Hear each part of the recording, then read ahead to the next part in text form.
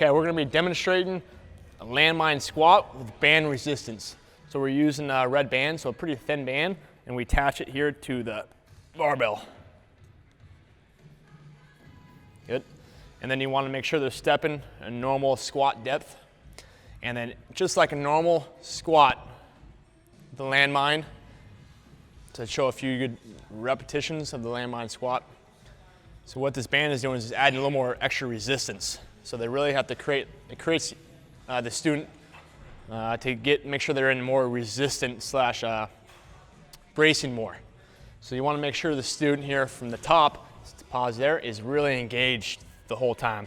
So he's really driving his feet down into the ground. He's really driving the knees out, exhaling and rotating the knees, so that fires up the hips, lats engaged. He's in a plank position right now, standing plank. Now his goal is to maintain that plank position, down the squat, go ahead, and then through. Good. So less resistance to the band, and then as he comes up, more resistance. Usually this is in the program with a higher rep range. 12, 15 reps is very common.